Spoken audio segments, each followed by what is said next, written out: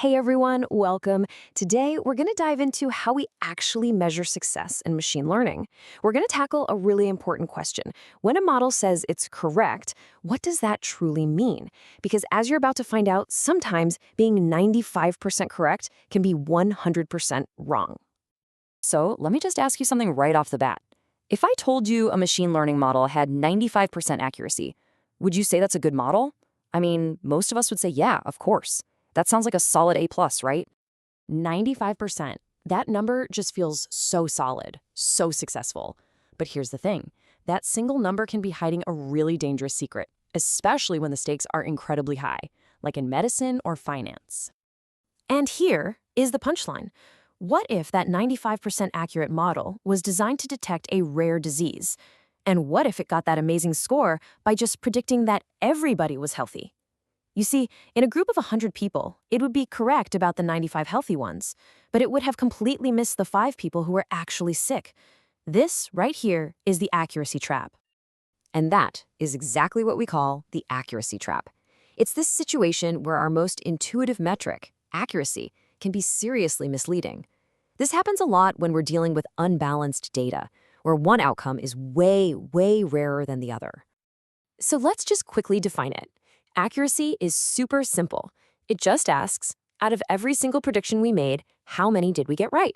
It lumps all the correct guesses together, the true positives and the true negatives, and divides by the total. It's easy to understand, but as we just saw, it definitely doesn't tell the whole story. So how do we get out of this trap? Well, we need a better tool.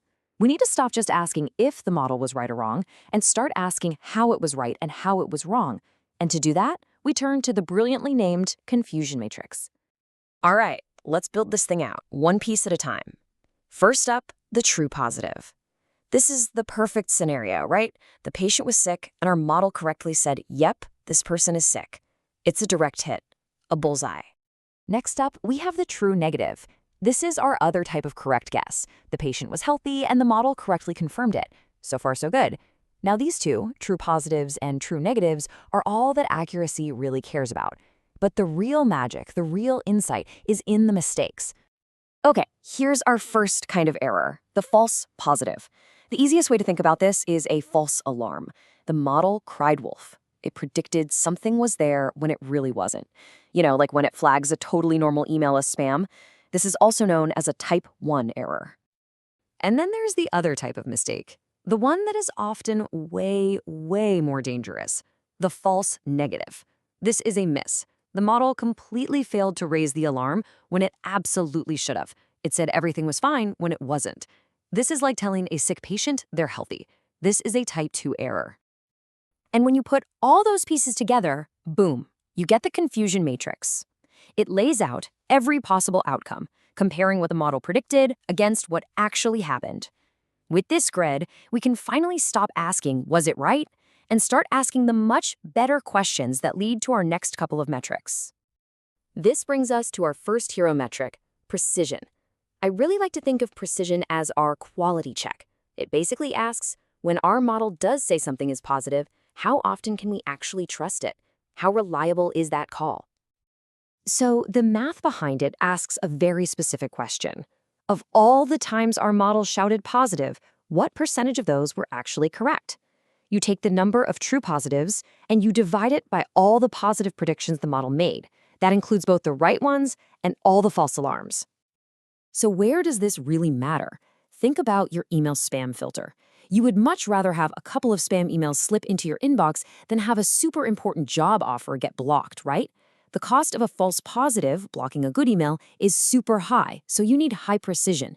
You need to trust it when it says this is spam. But what about the other side of the coin? What happens when you absolutely, positively cannot afford to miss something? Well, that brings us to our second hero metric, recall. If precision is the quality check, then recall is the coverage check. It's all about finding every single thing you're looking for. Now pay close attention to the formula here, because the bottom part, the denominator, is different. Recall asks, of all the things that were actually positive out there in the real world, how many did our model manage to find? So you take the true positives and divide them by all the actual positives, the ones it caught plus the ones it missed. In these kinds of situations, a miss, a false negative, isn't just an inconvenience. It can be absolutely catastrophic. In medical diagnosis, you simply cannot tell a sick patient they're healthy. For a security system, you have to detect every single real intrusion. In these cases, high recall is everything. You have to capture it all. Okay, and this is where it gets really interesting. You might be thinking, great, I'll just maximize both precision and recall. Well, not so fast. In the real world, these two are almost always fighting with each other. There's this natural tension between them that forces us to make a choice. It's like a balancing act, right? If you make your model super strict to increase its precision, to make sure it has zero false alarms, you're probably going to start missing some of the real cases, which lowers your recall. And if you do the opposite, and you make your model more sensitive to catch everything and boost your recall, you're gonna inevitably get more false alarms, and that tanks your precision. So, who wins this fight, precision or recall? Well, the answer is, it completely depends on the problem you're trying to solve. You can see here, for something like medical diagnosis or security, recall is king. You can't afford to miss.